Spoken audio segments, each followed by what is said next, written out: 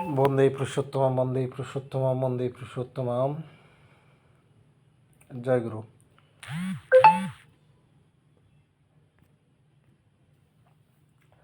পরম প্রেমময় শ্রী শ্রী ঠাকুর অনুকূল চন্দ্রের আলোচনা প্রসঙ্গে ষষ্ঠ খণ্ড গ্রন্থ থেকে পাঠ। 23শে ফাল্গুন, বুধবার, 1351, ইংরেজি 7/3/1945। বিকালে শ্রী শ্রী ঠাকুর আশ্রম প্রাঙ্গণে বাঁধের ধারে চৌকিতে বসে আছেন। কেষ্টদা ভট্টাচার্য এবং অন্য কয়েকজন কাছে আছেন। কেষ্টদা একটা মনোবিজ্ঞানের বই পড়ছেন। সেই বইয়ের ভিতর শ্রী শ্রী ঠাকুরের ভাবধারার সঙ্গে মনোবিজ্ঞানের ভাবধারার সঙ্গে সঙ্গতিপূর্ণ অনেক কথা আছে। কেষ্টদা গল্পচ্ছলে সেসব কথা শোনাচ্ছেন। শ্রী শ্রী ঠাকুরও আগ্রহ সহকারে কথাগুলি শুনছেন এবং মাঝে মাঝে এক একটা প্রশ্ন করছেন, কখনো বা নিজের মন্তব্য প্রকাশ করছেন। কেষ্টদা বললেন, লেখক বলেছেন, শুধু বাহ্যিক আচরণ দেখে মানুষের চরিত্র বোঝা যায় না। কোনো উদ্দেশ্য প্রণোদিত হয়ে কি যে চলছে তাই দিয়েই তার চরিত্র বুঝতে হবে। শ্রী শ্রী ঠাকুর এ কথা ঠিকই। একজন হয়তো তার দুষ্ট মতলব হাসিল করার উদ্দেশ্যে খুব ভালো ব্যবহার এবং চালচলন নিয়ে চলে, আর একজন হয়তো মাতা পিতা বা শ্রেষ্ঠের জন্য চুরি ডাকাতি করে। এর মধ্যে দ্বিতীয়জন সতের সংস্পর্শে তাড়াতাড়ি বদলে যেতে পারে, যেমন হয়েছিল রত্নকরের। কিন্তু প্রথম জনের পরিবর্তন হওয়া সুদুষ্কর, কারণ সে কপট। সৎ হতে চায় না, সে সততার ভান করে অসৎ চরিত্র কায়েম রাখতে চায়। শুনেছি নওগাঁয় এক বৈষ্ণব ছিল, তার মতলব ছিল গঙ্গা বলে একটি মেয়ে ছেলেকে বাগানো। গঙ্গাকে যেই দেখত অমনি সে বুদ্ধি করে কৃষ্ণ নাম শুরু করে দিত। ভক্তি উচ্ছ্বাস তার উতলে উঠত। ভাবভঙ্গি সহকারে দেখলেন উপস্থিত সবার মধ্যে হাসির রোল উঠে গেল। গঙ্গাকে শুনিয়ে শুনিয়ে বলতো, যাকে দেখামাত্র মুখে কৃষ্ণ নাম স্ফুরিত হয় সে যে সে ব্যক্তি নয়। কৃষ্ণের অশেষ কৃপা না হলে এমনতর ভক্তের দর্শন মেলে না। গঙ্গা তো এইসব কথায় একেবারে গলে গেল। বৈষ্ণব আসে যায়, তারও ভালো লাগে। শেষটা বৈষ্ণব একদিন তাকে নিয়ে ভেগে পড়ল। অবশ্য যারা এই সব খপ্পরে পড়ে তাদেরও গলত থাকে। কৃষ্ণদা অনেক সময় বুঝতে পারে না। শ্রী ঠাকুর ভিতরে ভণ্ডামি থাকলে অন্যের ভণ্ডামিকে ভণ্ডামি বলে ধরতে পারে না, কিংবা বুঝেও বুঝতে চায় না, সাই দিয়ে চলে। মানুষ নিজেকে নিজে ফাঁকি দিয়ে চলতে চায় বলে ইচ্ছায় অনিচ্ছায় অনবধানতায় অন্যের ফাঁকিবাজির শিকার হয়ে পড়ে। অতি লোভী যারা, দা মেরে পাওয়ার বুদ্ধি যাদের, তারা ঠকার পথে পা বাড়িয়েই থাকে। ঠকে যারা, ঠকবাজদের থেকে তারা নিতান্ত কম অপরাধী নয়, কারণ যারা ঠকে তারা জানে না না ঠকতে হয় কেমন করে। না জানাটাও একটা কম অপরাধ নয়। কেউ নিজে যদি অকপট হয়, অন্যের কপটতা, কৃত্রিমতা ও ভিতর বাইরের অমিল তার কাছে ধরা পড়বে। আসল নকলে অনেক ভেদ আছে। যে যা নয় সে কায়দা করে যতই তা দেখাতে যাক, তার মধ্যে অসঙ্গতি ফুটে উঠবেই। তাই তার নিজের অভিব্যক্তিই তাকে ধরিয়ে দেয়। একটু নজর থাকলে টের পাওয়া যায়। কেষ্টদা, আমাদের নজর থাকে না কেন? শ্রী শ্রী ঠাকুর নিজের চরিত্রে অসঙ্গতি যেগুলি সেগুলি আবিষ্কার করে অপসারণ করি না বলে প্রবৃত্তির চাহিদা ও পছন্দ অপছন্দ অনুযায়ী মন গড়া ধারণায় অপসেট অভিভূত থাকি বলে power of observation and discrimination, পর্যবেক্ষণ ও বিচারণ ক্ষমতা উইক, দুর্বল হয়ে যায়।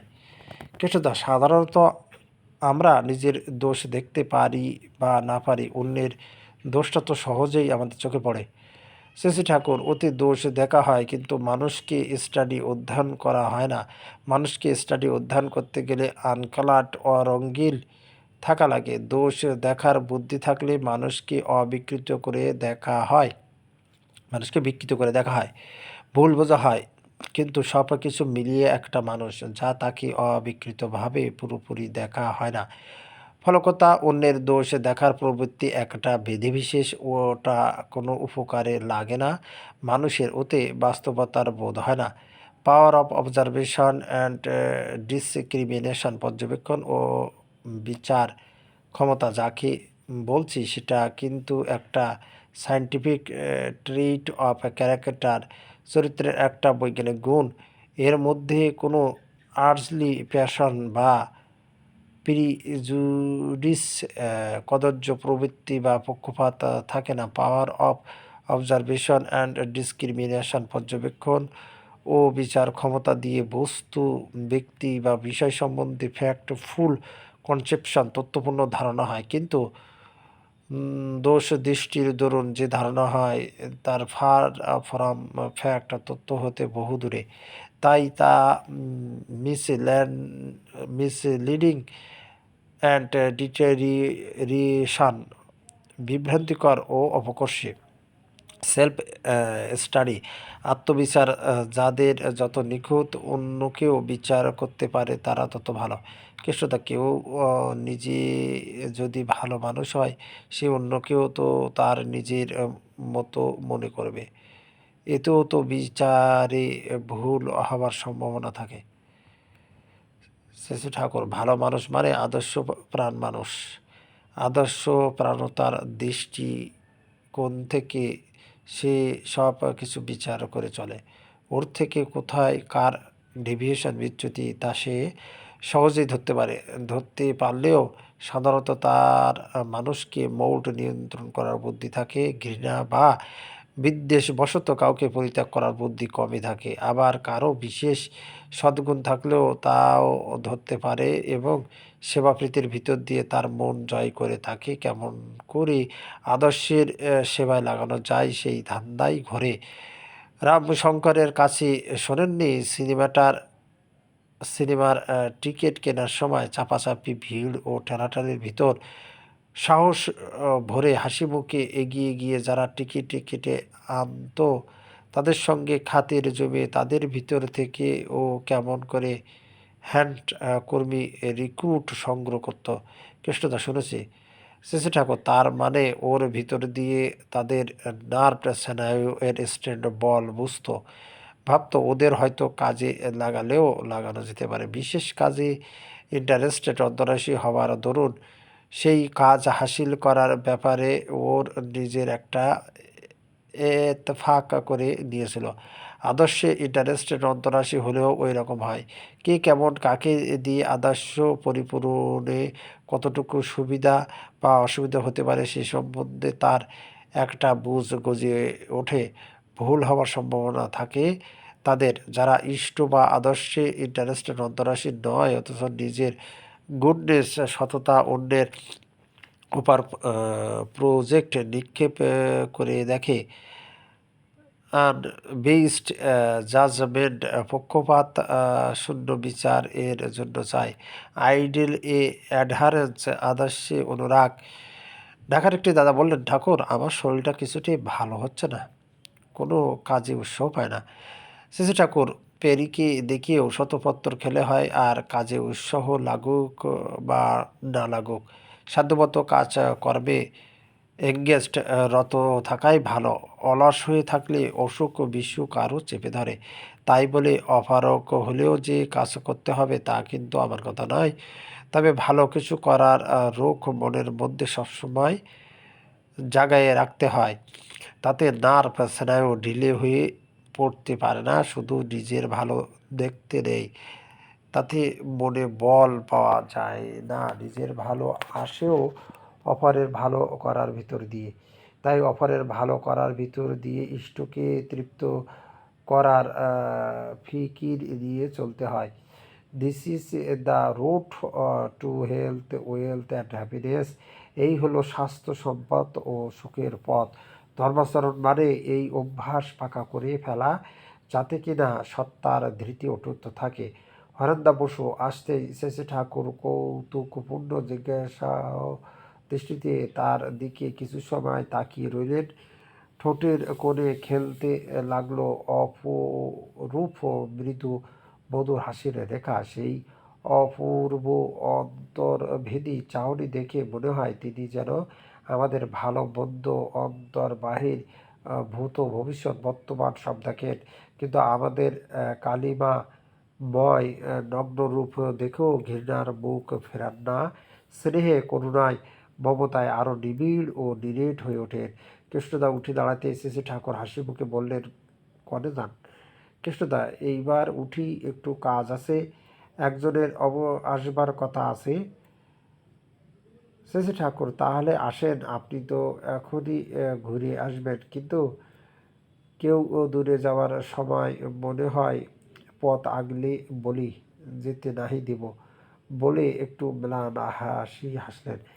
শেষে ঠাকুর কথা প্রসঙ্গে বীরেন্দ্রদাকে ভট্টাচার্য বললেন, 4 রকমের চন্দ্রায়ন কি কি এবং কোনটা কিভাবে করতে হয় মনুসংহিতা দেখে কোন তো? বীরেন্দা মনুসংহিতা দেখে এসে বললেন, শিশু চন্দ্রায়ন, জ্যোতি চন্দ্রায়ন, জপ মধ্য চন্দ্রায়ন ও পিপীলিকা মধ্য চন্দ্রায়ন, এই 4 রকমের চন্দ্রায়ন আছে। শিশু চন্দ্রায়নে সকালে 4 গ্রাস ও সন্ধ্যায় 4 গ্রাস অভিসন্ন গ্রহণ করতে হয়। জ্যোতি চন্দ্রায়নে 1 মাস দুপুরে 8 গ্রাস করে খেতে হয়। জব মধ্য চন্দ্রায়নে শুক্লপক্ষের প্রতিপদে 1 গ্রাস, দ্বিতীয়তে 2 গ্রাস, এইভাবে পূর্ণিমা পর্যন্ত রোজ 1 গ্রাস করে বাড়িয়ে পূর্ণিমার দিন 15 গ্রাস খেতে হয়। তারপর কৃষ্ণপক্ষের প্রতিপদ থেকে চতুর্দশী পর্যন্ত রোজ 1 গ্রাস করে কমিয়ে অমাবস্যার দিন উপবাস করতে হয়। পিপীলিকা মধ্য চন্দ্রায়ন, জব মধ্য চন্দ্রায়নের উল্টো। এতে পূর্ণিমাময় 15 গ্রাস খেতে হবে। তারপর কৃষ্ণ প্রতিপদ থেকে কৃষ্ণ চতুর্দশী পর্যন্ত প্রতিদিন 1 গ্রাস করে কমিয়ে অমাবস্যাতে উপবাস করতে হয়, এবং শুক্ল প্রতিপদ থেকে পূর্ণিমা পর্যন্ত প্রতিদিন 1 গ্রাস করে বাড়িয়ে পূর্ণিমাতে 15 গ্রাস খেতে হয়। ব্রতকালে নিত্য ত্রিসন্ধ্যা স্নান, ইন্দ্রিয় সংযম ইত্যাদি নিয়ম পালন করতে হবে। গুরু দেবতা ও দ্বিজ সেবায় রত থাকতে হবে। সর্বদা সাবিত্রী জপ এবং অঘমর্ষণ আদি মন্ত্র জপ করতে হবে। ক্ষেপণের কথাও বলা আছে। শ্রী ঠাকুর, আমাদের শাস্ত্রে যেসব ব্রত প্রায়শ্চিত্তের বিধান আছে, এগুলি যে কত বড় জিনিস তা আচরণ না করলে বোঝা যায় না। দণ্ডের ভিতর দিয়ে অপরাধীর চরিত্রের পরিবর্তন কমই হয়, কিন্তু অনুতপ্ত হয়ে কেউ যদি ব্রত প্রায়শ্চিত্তাদি বিধিমতো করে, তাতে যে তার শরীর মনের উন্নতি হবে, পবিত্রতা লাভ হবে, সে বিষয়ে কোনো সন্দেহ নেই। কর্মফল কেউই এড়াতে পারে না, কিন্তু প্রায়শ্চিত্তাদি ঠিক মতো করলে তার অনেকখানি খণ্ডন হয়। প্রায়শ্চিত্ত মানে পুনরায় চিত্তে গমন, অর্থাৎ যে প্রবৃত্তির পুনরচনায় যে অপরাধ করা হয়, নিরক পরক ও আত্মশুদ্ধির ভিতর দিয়ে তার নিরসন করা। প্রায়শ্চিত্ত সফল হওয়ার সাক্ষ্য হচ্ছে পাপ বা অপরাধের আচরণ হতে চিরতরে নিবৃত্ত হওয়া। এই সংকল্প জেগে ওঠা চাই, মনটা ভারমুক্ত হওয়া চাই, শুভ কর্মের অনুষ্ঠানে রতি জন্মানো চাই, আত্মপ্রসাদ লাভ করা চাই। এগুলি হচ্ছে ব্রত প্রায়শ্চিত্তের পালপাবল রেজাল্ট, অনুভবযোগ্য ফল। প্রমোদদাদি, আপনি বললেন দণ্ডে মানুষের চরিত্রের পরিবর্তন হয় না, কিন্তু দণ্ডের বিধান যদি সমাজ ও রাষ্ট্রে না থাকে, তাহলে তো দুর্বৃত্তরা প্রশ্রয় পেয়ে যায়। শ্রী ঠাকুর, দণ্ডের বিধান থাকলেও তা প্রয়োগ করতে জানা চাই। দণ্ডের লক্ষ্য হবে সংশোধন, যাদের সংশোধন হবার নয় তাদের সম্বন্ধে এমন ব্যবস্থা করতে হবে যাতে তারা সমাজের ক্ষতি করতে না পারে। শুধু রাষ্ট্রীয় শাসন থাকলেই হয় না, সামাজিক শাসনেরও প্রয়োজন আছে।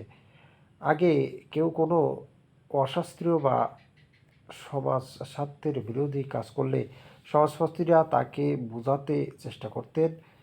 তাও যদি না বুঝতো তখন তাকে একঘরে করতেন, পুরোহিত ধোপা নাপিত বন্ধ করে দিতেন।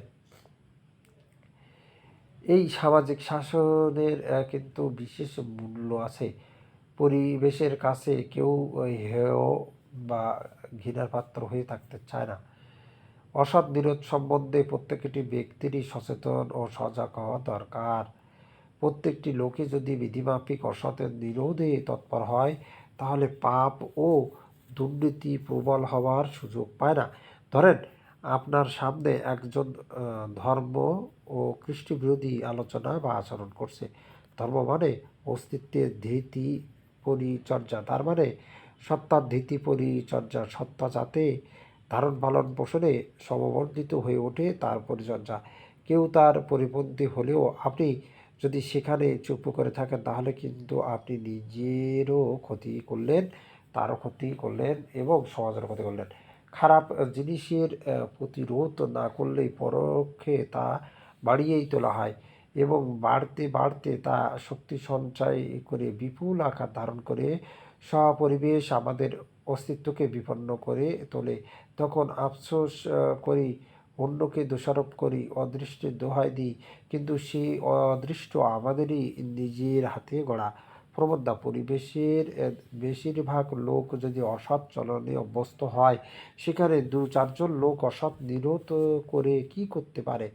অসৎ নিরোধ করতে গিয়ে তাদের তো নিশ্চিহ্ন হয়ে যাওয়ার সম্ভাবনা। শ্রী ঠাকুর, ব্যষ্টি নিয়েই সমষ্টি, তাই ব্যষ্টিকে ধরে ধরেই এগোতে হয়। নিজেদের আদর্শনিষ্ঠ আচার বান ও যাজন ও মুখর হতে হয়, আর অন্যকেও করে তুলতে হয় তেমনতর যাদের সে বেগদার আছে। এই ভাবেই চারায়। শুধু ভুল ধরিয়ে দিলেই হবে না, ঠিক পথ বাতলে দিতে হবে। সেই পথই যে প্রফিটেবল ইন অল রেসপেক্ট, সব দিক দিয়ে লাভজনক, তা হাতে কলমে করে করিয়ে দেখিয়ে দিতে হবে। তাও মানুষ বারবার ভুল করবে, বারবার বিপথে যাবে, কিন্তু তাতে অধৈর্য হলে চলবে না। লোকের পিছনে লেগে থাকতে হবে। অতন্দ্র অতন্দ্র শাসন তোষণ সেবা সম্বর্ধনা ভিতর দিয়ে তা দিগকে ইষ্টানুবর্তনে বরতি করে তুলতে হবে। ভালোবাসলে যা মানুষ করে। আপনি কি আপনার ছেলেটাকে বয়ে যেতে দেন? বিপদে গেলেও প্রাণপণে ফেরাতে চেষ্টা করেন? সেটা যে আপনার দায়। ওই দায়বোধ না হলে এই কাজ পারবেন না।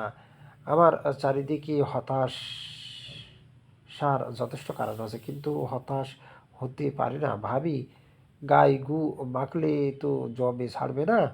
আমার যা করণীয় তা আমাকে করতেই হবে। আপনাদের প্রত্যেককে নিয়েই আমি। আপনারা কষ্টে পড়লে আমি তা থেকে বাদ পড়ব না। তাই নিজের গরজেই জ্ঞান বুদ্ধি মতন লেগে থাকি। আমার মতো আপনারাও কয়েকজন যদি লাগেন তাহলে দেখবেন কি গুরুতর কাজ হয়ে যায়। একটু থেমে স্নেহল দৃষ্টিতে প্রমোদদার দিকে চেয়ে আবৃত্তির ভঙ্গিতে মাথা দুলিয়ে হাত নেড়ে বললেন, স্থির থাকো তুমি জাগি, প্রদীপের মতো অলস ত্যাগী। এই নিশ্চিত মাঝে তুমি ঘুমাইলে ফিরিয়া যাইবে তারা। একটু পরে বেরিদা আসলেন। শেষেটাকে জিজ্ঞাসা করলেন, বড় কাকা আজ কেমন আছে? পেরিদা, ভালো। সেটা কর, এমন একটা ব্যবস্থা করতে পারিস না যাতে আর অসুখ বিসুখ না হয়? পেরিদা, চেষ্টা তো করি, এখন আপনার দয়া। শেষে ঠাকুর হেসে বললেন, তুমি ইচ্ছা করলেই পারো। সুরেশদা মুখোপাধ্যায়, শাস্ত্রে এ ধরনের কথা আছে যে অনুরাগী শিষ্য গুরুর সেবা করতে করতে কালে গুরুগত বিদ্যা ও জ্ঞান লাভ করে। এটা সম্ভব কি করে? শ্রী শ্রী ঠাকুর, আপনি যদি শ্রদ্ধার সঙ্গে গুরুর সঙ্গ ও সেবা করেন, তাহলে স্বভাবতই আপনি তেমনিভাবে চলা বলা ও করার আপনার তেমনিভাবে চলা বলা করার বুদ্ধি হয়, যাতে তিনি খুশি হন। এতে তাকে অনুধাবন করা লাগে, অনুসরণ করা লাগে, তার প্রীতিপ্রদ আচরণ করা লাগে। এভাবে মনের মানুষ অ্যাডজাস্টেড নিয়ন্ত্রিত হয়। তিনি কিভাবে লোকের সঙ্গে ডিল ব্যবহার করেন, কেমনভাবে সমস্যাগুলির সলিউশন দেন, কোন অবস্থায় কি করেন তা দেখতে দেখতে এবং নিজের জীবনে বৈশিষ্ট্যে দাঁড়িয়ে সাধ্যমতো সেগুলি প্রয়োগ করতে করতে বিরাট প্র্যাকটিক্যাল এক্সপিরিয়েন্স, বাস্তব অভিজ্ঞতা হয়। And that in the line of the গুরু, এবং তা ওই গুরুগত পথে। এভাবে গুরুর সেবা ও অনুসরণের ভিতর দিয়ে তার জ্ঞান গুণ আয়ত্ত হয়।